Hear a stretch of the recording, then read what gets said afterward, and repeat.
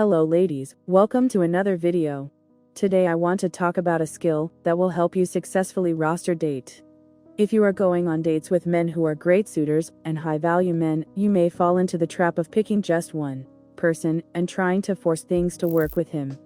The key is being open. You need to explore all options, and being able to detach from one specific person or outcome will be your best friend. Because when you have your eyes set on just one person, you close yourself off to a better match, men who meet all needs and tick all your boxes. Detachment is key. This basically means not pursuing someone, especially if there is no reciprocity. I have talked about this in full detail in my previous videos. If they're pulling away, don't run after them, walk the opposite direction. You see, the masculine and feminine are different, and attraction in men and women works differently. The masculine will know almost instantly if he can be with you romantically or sexually. If you are the woman he is willing to provide for. Now you don't have to be the beauty standard or the sexiest woman alive for this to work. People like who and what they like. However, the sexual spark has to be there. Basically, he will know instantly if you are the woman he is willing to provide for, sacrifice for, etc. The feminine, on the other hand, will fall deeply for a man who takes care and provides for her. He could be completely different from her type. But if he takes care of her, she won't need anyone else.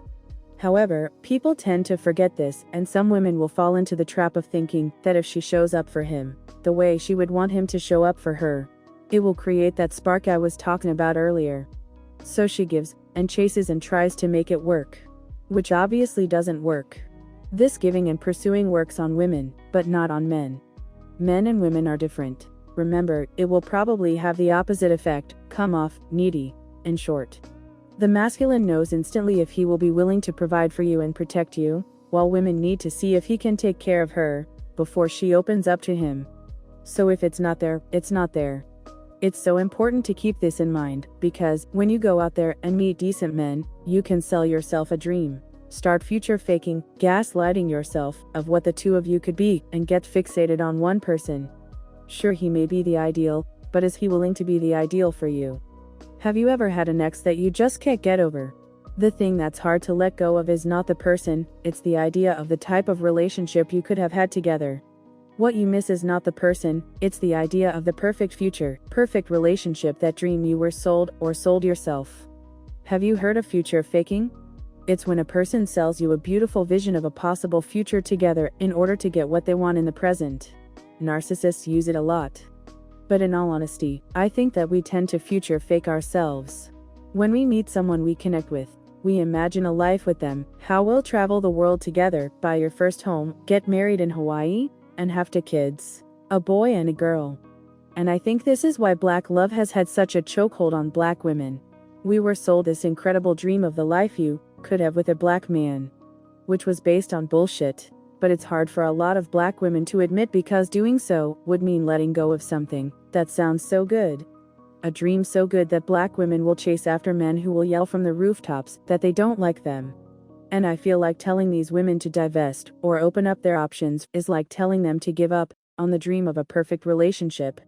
The thing is, that dream can come true, but it's highly unlikely it will be with a Black man. Remember, don't attach it to one person. Instead, be open to the man who is compatible with the life, the dreams, and relationship you want. I have said this in a previous video, but you are more likely to find the type of relationships that Black love promises with a man who isn't Black. Oh, the irony. So dating out or divesting is not telling you to give up on your happily ever after. In fact, it's giving you a better way to achieve it. The journey might be different, but the destination, the relationship, will be worth it. Let go of people and situations that aren't working, detach from it. Choose you and your happiness. So when you go out there, roster date high value, decent men. Don't fall into the trap of future faking or getting attached to someone without something solid to build off of. This is why being able to detach and waiting for him to 1. Prove himself by providing, 2. Reciprocate by meeting you halfway, and 3. Is willing to commit to you. This is a good way to build a solid foundation. Even then, you are just getting started. So stop pursuing someone who is walking away. You will never catch up to them. If you are trying to make it work with someone who isn't interested in putting in any effort, it will only end in disaster. Remember, before you can build a life with someone, Before you can travel the world, buy a home, have an epic romance, he has to like you back first. There needs to be reciprocity, that is the foundation. The barest of bare minimum. So next time you meet a man who isn't really putting in effort, know that it's not going anywhere. Detach, move on. That's all I have for today. I have been so busy lately, but I'm trying to be more consistent with my videos. Please bear with me. Thank you so much for watching, and I will see you in the next one. Bye.